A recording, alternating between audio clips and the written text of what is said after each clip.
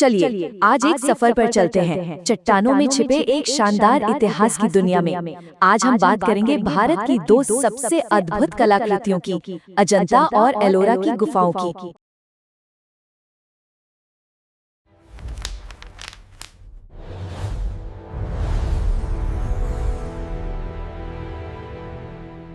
अक्सर जब भी अजंता का नाम आता है तो एलोरा का जिक्र भी होता ही है, और ये सुनकर कई लोगों के मन में एक सवाल आता है कि क्या ये दोनों एक ही जगह हैं?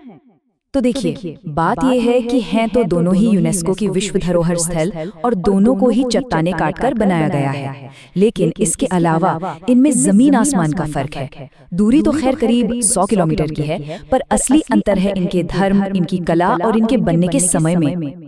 तो चलिए अपनी कहानी की शुरुआत करते हैं इन दोनों में से पुरानी जगह से, यानी अजंता से।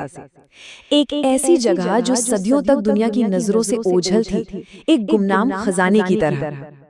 तो सबसे पहले बात करते हैं अजंता की, जिन्हें चित्रित गुफाएं भी कहा जाता है। और ऐसा क्यों है? क्योंकि यहाँ की दीवारों पर मौजूद चित्रकारी बस कमाल की है, जो हजारों साल पुरानी कहानियों में जान डाल देती है।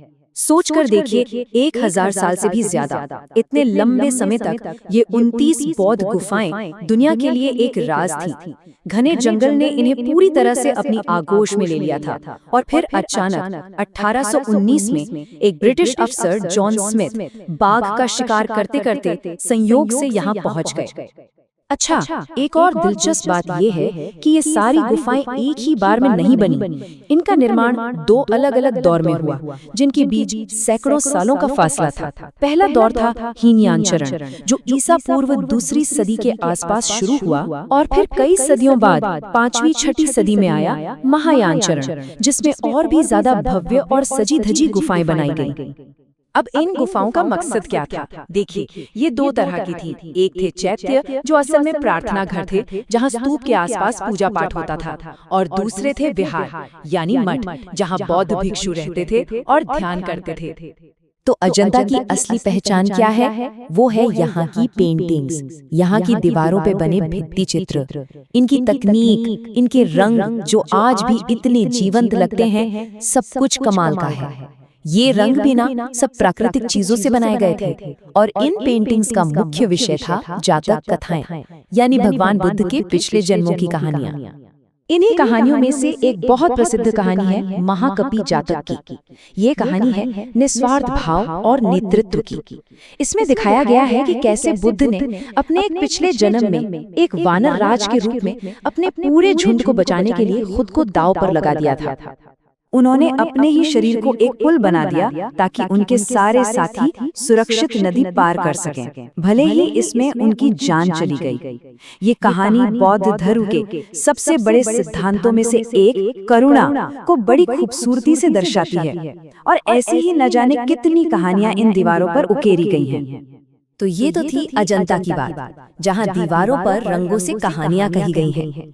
अब चलिए यहाँ से आगे बढ़ते हैं एलोरा की तरफ, एक ऐसी जगह जहाँ सिर्फ चित्रकारी नहीं बल्कि पूरे के पूरे ब्रह्मांड को पत्थर से तराश दिया गया है। एलोरा पहुँचते ही जो सबसे पहली और सबसे खास बात नजर आती है, वो है यहाँ का धार्मिक संगम। देखिए, यहाँ सिर्फ बौद्ध धर्म ही नहीं बल्कि हिंदू, बौद्ध और जैन तीनों धर्मों की गुफाएं एक साथ मौजूद हैं। कुल 17 गुफाएं हिंदू धर्म को, 12 बौद्ध धर्म को और 5 जैन धर्म को समर्पित हैं। ये उस दौर के धार्मिक सौहार्द का एक अद्भुत उदाहरण है। तो जहां अजंता चित्रकला के लिए जानी जाती है, वहीं एलोरा मूर्ति कला और वास्तुकला का एक बेजोड़ नमूना है। यहाँ कलाकारों ने पहाड़ पर रंग नहीं भरे, बल्कि उन्होंने पहाड़ को ही काटकर उसके अंदर से एक-एक करके मंदिर और मूर्तियां निकाल दी। ये काम राष्ट्रकूट जैसे कई राजवंशों के समय में हुआ।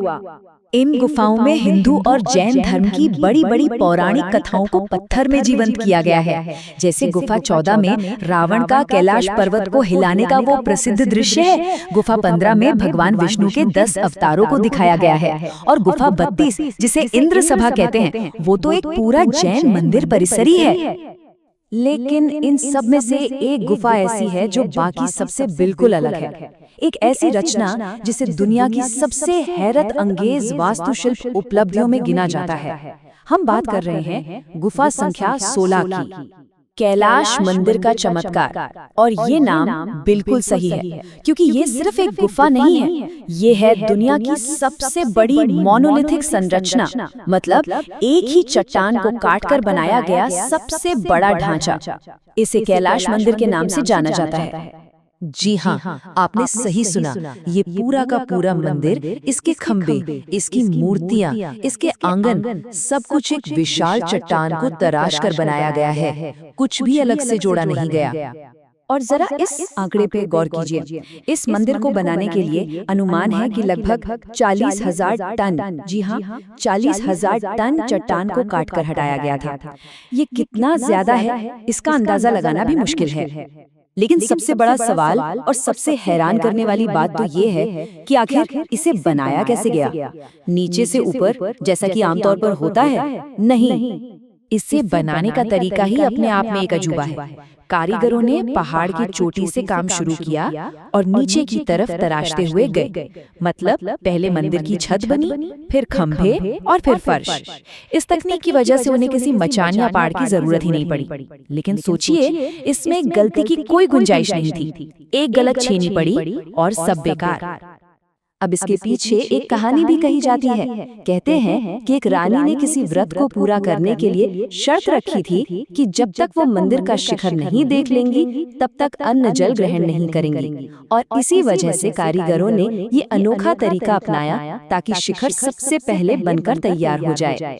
ये मंदिर असल में भगवान शिव के निवास स्थान कैलाश पर्वत का प्रतीक है। इसके अंदर नंदी मंडप, असल कद के हाथियों की मूर्तियां और विशाल स्तंभ हैं। और इसकी दीवारों पर रामायण और महाभारत जैसी महान गाथाओं के दृश्य उकेरे गए हैं। दिलचस्प बात यह है कि मुगल बादशाह औरंगजेब ने इसे तोड़ने की कोशिश भी की थी, पर वो इसमें कामयाब नहीं हो पाया। तो आखिर में हम क्या कह सकते हैं? अगर अजंता प्राचीन चित्रकला और बौद्ध कथाओं का एक नाजुक खजाना है, तो वहीं एलोरा वास्तुकला की विशालता और अलग अलग धर्मों के एक साथ होने का एक जीता जागता सबूत है। एक जगह कहानी रंगों में है, तो दूसरी जगह कहानी खुद पत्थर में तराशी हुई है।